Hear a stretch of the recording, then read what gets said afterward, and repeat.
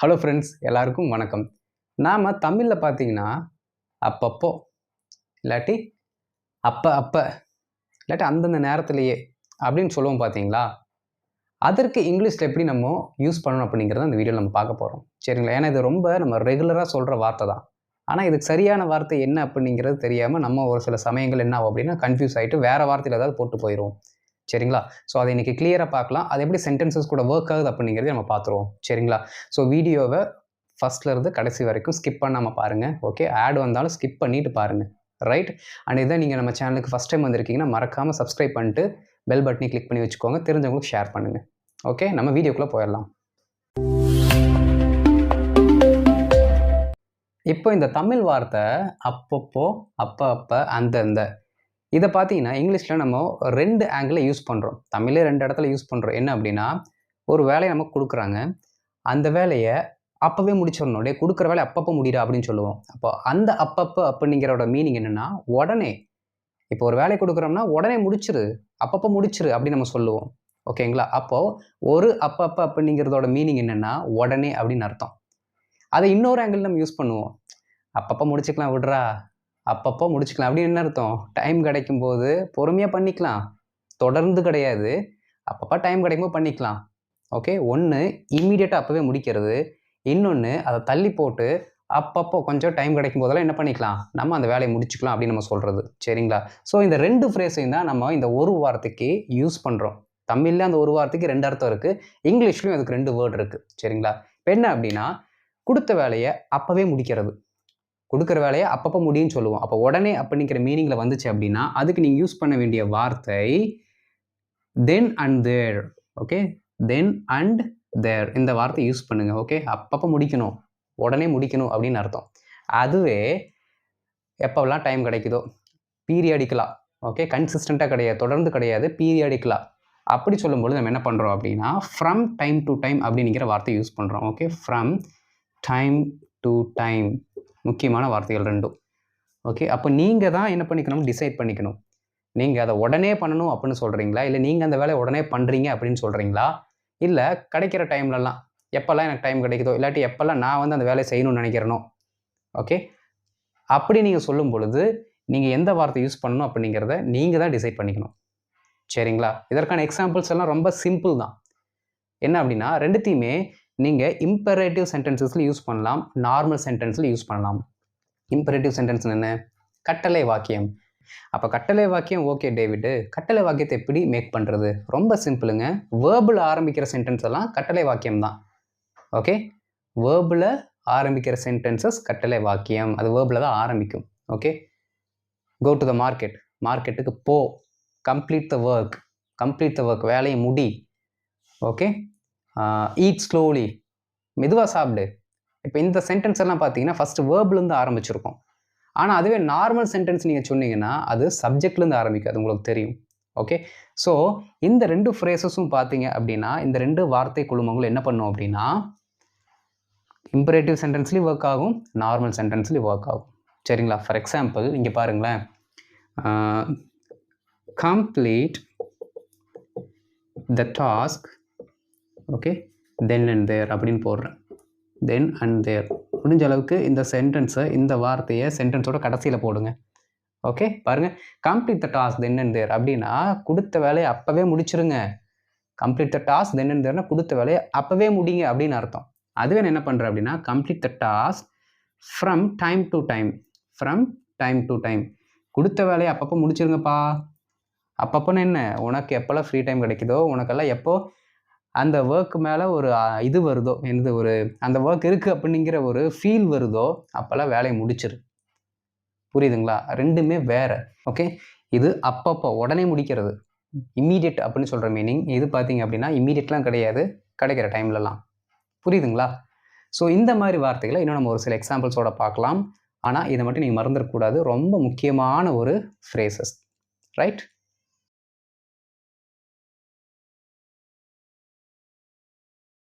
இப்போ ஃபஸ்ட்டு ஒரு 3 எக்ஸாம்பிள்ஸ் பார்க்கலாம். பாருங்கள், மின்சாரம் அணைந்த பொழுது நான் ஃபியூஸை அப்பப்போ சரி செய்தேன். ஓகே, இதுதான் நமக்கு தேவையான சென்டென்ஸு. நான் ஃபியூஸை அப்பப்போ சரி செஞ்சேன் அப்படின்னு என்ன, கரண்ட் போன உடனே நான் அந்த வேலையை முடிச்சிட்டேன். இல்லாட்டி இருட்டில் தான் உட்காந்துருக்கணும். அப்போ கரண்டெல்லாம் போச்சு அப்படின்னா அப்பப்போ எது தேவைப்படுதோ அந்த வேலையை நான் அப்போவே பண்ணிடுவேன். அதான் அர்த்தம். மாணவர்களின் கேள்விக்கு ஆசிரியர் அப்பப்போ பதிலளித்தார். கேள்வி கேட்ட உடனே பதில் சொல்கிறது. ஓகே, மீனிங் உங்களுக்கு புரிஞ்சுக்கணும். வாடிக்கையாளர் குறைகளுக்கு அப்பப்போ தீர்த்து வை. வாடிக்கையாளர் குறைகளை அப்படின்னு சொல்லிக்கிறதா கரெக்டாக இருக்கும். வாடிக்கையாளரின் குறைகளை அப்பப்போ தீர்த்து வை. புரியுதுங்களா மீனிங்? அப்போ உடனே அப்படிங்கிற மீனிங்கில் தான் வருது. அப்பப்போ அப்படிங்கிற வார்த்தை நம்ம யூஸ் பண்ணியிருந்தாலும். அப்போ இந்த மீனிங்கில் வந்துச்சுன்னா நாம் என்ன வார்த்தை எடுத்துக்கணும் அப்படின்னா தென் அண்ட் தேர். தென் அண்ட் தேர் அந்த வார்த்தை போட்டால் கரெக்டாக வரும். சரிங்களா? போயிடலாமா? மின்சாரம் அணைந்த பொழுது நான் ஃபியூஸை அப்பப்போ சரி செய்தேன். மின்சாரம் அணைந்த பொழுது சென்டென்ஸ் எப்படி முடியுதுன்னு பார்க்கணும். பாருங்கள், மின்சாரம் அணைந்த பொழுது, அந்த சம்பவம் நடந்த பொழுது, வந்த பொழுது அப்படின்னு ஒரு சென்டென்ஸ் முடிஞ்சாலே நீங்கள் அந்த சென்டென்ஸை வென் அப்படிங்கிற வார்த்தையிலேருந்து ஆரம்பிச்சிங்கன்னா கரெக்டாக வரும். ஒரு வென்னு வரணும். வென்னுக்கு பக்கத்தில் இமீடியட்டாக சப்ஜெக்ட் வரணும். ஓகேங்களா? வென் கிளாஸ் நான் ஒரு டைம் எடுக்கிறேன். ஓகே, வென்னோட யூசேஜ் எப்படின்ட்டு. சரிங்களா? பாருங்க, இப்போ மின்சாரம் அணைந்த பொழுது when the power went out. மின்சாரம் அணைந்த பொழுது இப்படி தான் சொல்லணும். சரிங்களா? ஓகே, இந்த பவர் வென்ட் அவுட், மின்சாரம் அணைந்த பொழுது, மின்சாரம் துண்டித்த பொழுது அப்படின்னு சொல்கிறதுக்கு இந்த வார்த்தை சொல்லணும் நீங்கள். சரிங்களா? when the power went out நான் ஃபியூஸை அப்பப்போ சரி செய்தேன். I fixed the fuse then and there. Okay, இங்கே ஃப்ரம் டைம் டு டைம்னு போட்டிங்க அப்படின்னா இருட்டில் தான் உட்காந்துருந்தோங்க, எனக்கு தேவைங்கிறப்போ நான் ஃபியூஸை போட்டேன், அது வரைக்கும் நாங்கள் இருட்டில் தான் இருந்தோம் அப்படின்னு அர்த்தம். மீனிங் மாறுது. சரிங்களா? அப்போது then and there தான் இங்கே கரெக்ட்.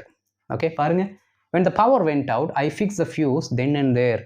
இந்த எக்ஸாம்பிள் கூட நீங்கள் ப்ராக்டிஸ் பண்ணி வச்சுக்கணும். பேசி ரொம்ப முக்கியமான எக்ஸாம்பிள் இதெல்லாம். Okay, when the power went out I fixed the fuse then and there. Current போனப்பெல்லாம் நான் என்ன பண்ணிட்டேன், அப்பப்போ ஃபிக்ஸ் பண்ணிட்டேன் எதை, ஃபியூஸை. ரைட். மாணவர்களின் கேள்விக்கு ஆசிரியர் அப்பப்போ பதிலளித்தார். ஓகே, மாணவர்களின் கேள்விக்கு ஆசிரியர் அப்பப்போ பதிலளித்தார்.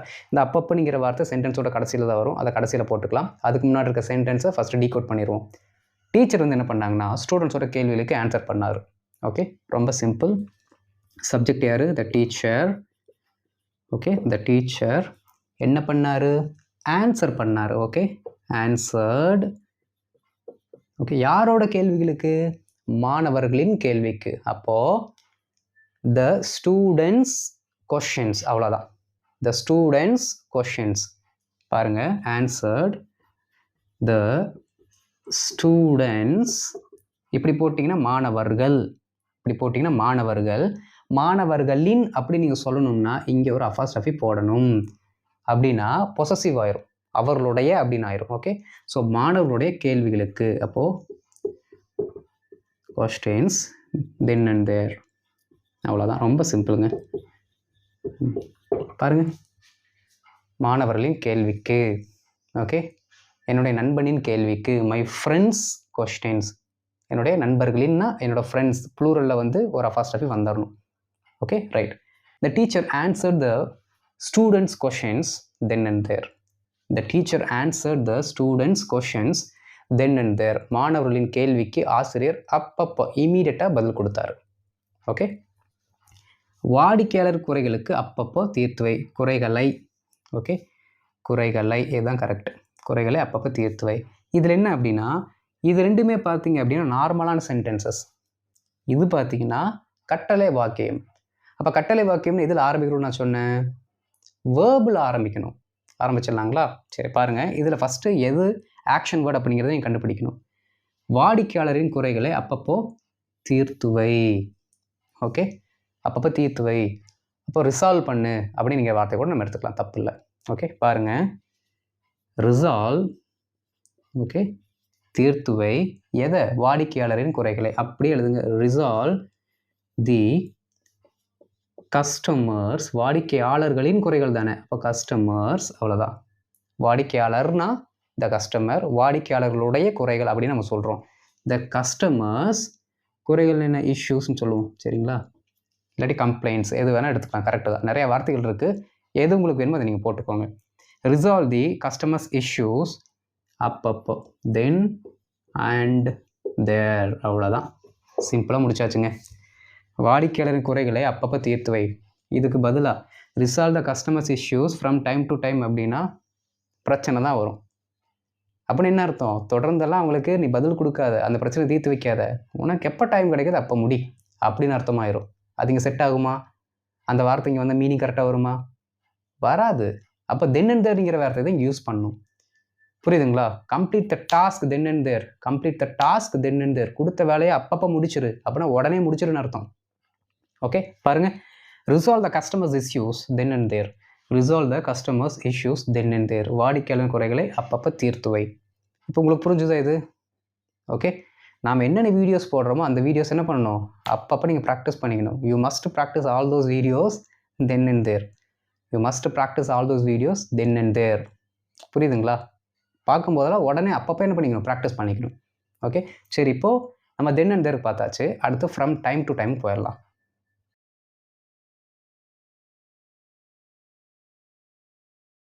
இப்போ அடுத்த ஒரு சில எக்ஸாம்பிள்ஸ். இதை நாம் என்ன பண்ண போகிறோம் அப்படின்னா ஃப்ரம் டைம் டு டைம் அப்படிங்கிற வார்த்தையை வச்சு யூஸ் பண்ண போகிறோம். ஆனால் நீங்கள் நல்லா ஒன்று கவனிச்சுக்கோங்க, எந்த வேலையை நீங்கள் அப்பப்போ பண்ணுறீங்க, ஃப்ரம் டைம் டு டைம் பண்ண போகிறீங்க அப்படிங்கிறீங்களோ அந்த வேலைக்கு அடுத்து நீங்கள் இமீடியட்டாக ஃப்ரம் டைம் டு டைம் போட்டிங்கன்னா கரெக்டாக இருக்கும் மீனிங். புரியுதுங்களா? நம்ம தென் அண்ட் தேர் மாதிரி கடைசியில் போடணும்னு அவசியம் கிடையாது. எந்த வேலைக்கு அடுத்து நம்ம பண்ணுறோமோ அந்த வேலைக்கு அடுத்து நம்ம இந்த வார்த்தையை போட்டுக்கலாம். சூப்பராக இருக்கும். சரிங்களா? சரி பாருங்கள், அப்பப்போ நான் பூங்காவில் நடைபயணம் செல்கிறேன். செல்கிறேன் ப்ரெசன்ட் டென்ஸ். சரிங்களா? பாருங்கள், நான் பூங்காவில் நடைபயணம் செய்கிறேன், அதை ஃபஸ்ட்டு போட்டுடலாம். அதுக்கப்புறம் அப்பப்போ அப்படிங்கிறத போட்டுடலாம். இல்லாட்டி அப்பப்போங்கிறது நீங்கள் ஃப்ரண்ட்லேயே போட்டாலும் கரெக்டு தான். ஃப்ரம் டைம் டு டைம் அப்படி போட்டு கூட நீங்கள் ஸ்டார்ட் பண்ணலாம், மீனிங் இருக்கும். தென் அண்ட் தேர் மாதிரி கிடையாது, இதை முன்னாடியும் போடலாம். அதுதான் இதுக்கு இருக்கிற ஒரு தனி சிறப்பு.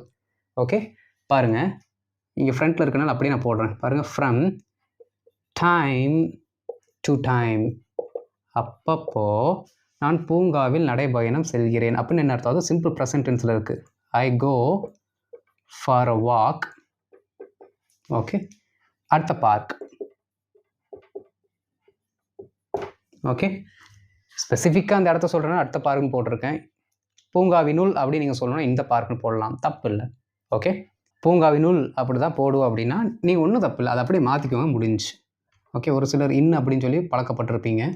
அட் அப்படின்னா நம்ம ஸ்பெசிஃபிக்காக சொல்லுவோம், இன் அப்படின்னா அந்த இடத்துக்குள்ளே. ஓகே சரி பாருங்கள், from time to time I go for a walk in the park. பார்க்குக்குள்ளே அப்பப்போ, ரெகுலராக கிடையாது, அப்பப்போ எனக்கு டைம் கிடைக்கிறப்போ இல்லாட்டி எப்போல்லாம் அந்த பக்கம் போகிறனோ அப்பப்போல்லாம் என்ன பண்ணுவேன், ஒரு நடைப்பயணம் போவேன், ஒரு வாக் போவேன். பாருங்கள், from time to time I go for a walk in the park. From time to time I go for a walk in the park. Simple. அவன் அப்பப்போ அவனுடைய தாத்தா பாட்டியை சந்திக்கிறான். அவன் அப்பப்போ அவன் தாத்தா பாட்டியை என்ன பண்ணுறான், சந்திக்கிறான். இங்கேயும் நீங்கள் அப்பப்போ முன்னாடியும் போட்டுக்கலாம், கடைசியிலையும் போட்டுக்கலாம். ஓகே சரி பாருங்கள், அவன் அவனுடைய தாத்தா பாட்டியை சந்திக்கிறான்.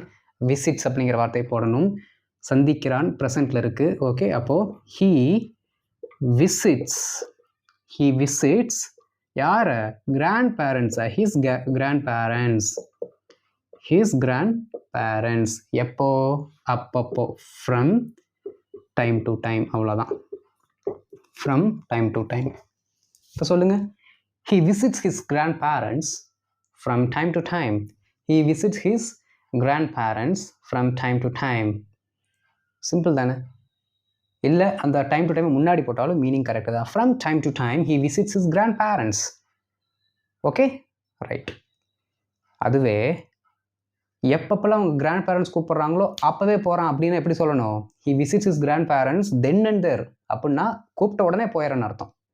Okay right. போக்கை கலந்து பேச, போக்குன்னா ப்ராக்ரஸ். போக்கை கலந்து பேச நமக்கு அப்பப்போ அணி கூட்டம், டீம் மீட்டிங் இருக்கிறது.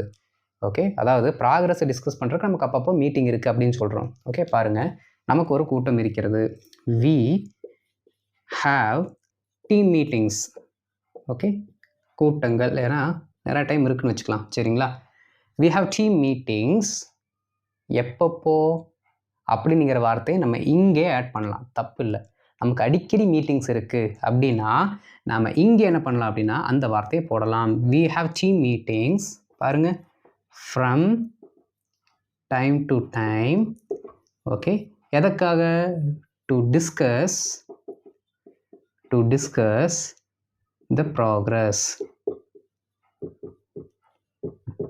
இப்போ ஃப்ரம் டைம் டு டைம்ங்கிறது இடையில வந்துருச்சு. அப்போ நான் ஒன்று சொல்லியிருந்தேன், நம்ம எதை பற்றி பேசுகிறோமோ அந்த பர்ட்டிகுலர் வார்த்தைக்கு அடுத்தே நீங்கள் ஃப்ரம் டைம் டு டைம் போட்டிங்கன்னா மீனிங் கரெக்டாக தான் வரும்னு சொன்னோம். அதே மாதிரி இந்த மீட்டிங்ஸை பற்றி தான் பேசுகிறோம், உடனே அதற்கு அடுத்தே போட்டாச்சு. we have team meetings from time to time. நமக்கு அப்பப்போ அந்த டீம் மீட்டிங் இருக்கிறது, அதை சொல்லியாச்சு. எதற்கு? டு டிஸ்கஸ் த ப்ராக்ரஸ், வளர்ச்சியை, அந்த போக்கை பற்றி விவாதிக்க, கலந்து பேச. Okay, we have team meetings from time to time to discuss the progress. மறுபடியும் சொல்லுங்க, we have team meetings from time to time to discuss the progress. Okay, அடுத்து நாள் முழுவதும், throughout the day, நாள் முழுவதும் அவள் தந்திகளை அப்பப்போ பார்க்கிறாள். அப்பப்போ மெசேஜ் என்ன பண்ணிக்கிறா? செக் பண்ணிக்கிறா. 24 ஹவர்ஸும் அப்படியே பார்த்துட்டே இருக்கல, அப்பப்போ வந்துச்சுன்னா பார்க்குறா. ஓகே, டக்குன்னு மெயிலுக்கு போகிறா, பார்க்குறா. கொஞ்ச நேரம் கழித்து வரா, பார்க்குறா. ஓகே, பாருங்கள், நாள் முழுவதும் அவள் தந்திகளை அப்பப்போ பார்க்கிறாள். ஓகே, அப்போ பார்க்கிறாளுங்கிற செக்ஸ்ன்னு போட்டால் கரெக்டாக இருக்கும். ஓகே, ஷீ செக்ஸ் எதை? மெயில்களை, தந்திகளை, மெயில்ஸ். ஷீ செக்ஸ் மெயில்ஸ் எப்போ? அப்பப்போ, from time to time. Okay, அப்பப்போ எவ்வளோ டியூரேஷனில்? நாள் முழுவதும் நம்ம போட்டிருக்கோம். அப்போ அது அப்படியே நீங்கள் எழுதிக்கலாம், throughout the day. Okay, throughout the day. பாருங்கள், she checks mails from time to time throughout the day. Okay, இதை நீங்கள் இமெயில் கூட போட்டுக்கிட்டீங்கன்னா இன்னும் கரெக்டாக போட்டிருக்கும், தப்பு இல்லை. சரி பாருங்கள், she checks emails from time to time throughout the day. She checks emails from time to time throughout the day. நீங்கள் அதை எப்படி வேணாலும் மாற்றிக்கலாம். Okay, he checks his mobile phone from time to time throughout the day. அவனுடைய mobile ஃபோனை நாள் முழுவதும் அப்பப்போ பார்த்தான், அப்பப்போ செக் பண்ணான். கரெக்டு தான். ஓகே, அடுத்து பாருங்கள். சரி தம்பி, டைம் கிடைக்கும்போது அப்பப்போ வீட்டுக்கு வந்துட்டு போ அப்படின்னு சொல்லணும்ல, அதுதான் இப்போ நம்ம எழுத போகிறோம். அப்பப்போ வீட்டுக்கு வா. என்ன அர்த்தம்? விசிட் ஹோம்னு சொல்லலாம், இல்லாட்டி கம் ஹோம்னு கூட நீங்கள் சொல்லலாம். பாருங்கள், come home. Okay, from time to time, from time to time. Okay, come home from time to time. அப்பப்போ வீட்டுக்கு வா தம்பி. ஃப்ரெண்ட்ஸ் எல்லாம் சொல்லுவாங்களா அப்பம்மா, அப்பப்போ வீட்டுக்கு வா. அந்த யாரடி நீ மோகினி, அது என்ன திருடா திருடின்னு நினைக்கிறேன். அந்த படத்தில் தனுஷை வந்து கருணா சொல்லாமா கிளியும் கிழிச்சிட்டு இருப்பாங்க. அப்புறம் வெளியில் வந்துட்டு தம்பி அப்பப்போ வீட்டுக்கு வந்துட்டு போப்பா அப்படின்னு சொல்லுவாங்கள்ல, அந்த டைலாக் தான் இங்கே வரணும். ஓகே, அப்பப்போ வீட்டுக்கு வா, கம் ஹோம். கம் ஹோம் இல்லாட்டி visit home from time to time. புரிஞ்சுதுங்களா? ரொம்ப ரொம்ப முக்கியமான ஒரு வார்த்தை இன்றைக்கி நான் உங்களுக்கு சொல்லி கொடுத்துருக்கேன். தயவு செய்து ப்ராக்டிஸ் பண்ணுங்கள், கண்டினியூஸாக ப்ராக்டிஸ் பண்ணுங்கள். That is very very important, mandatory. சரி, இதற்கான ஹோம்ஒர்க் கொடுக்குறேன், அதை பார்க்கலாம்.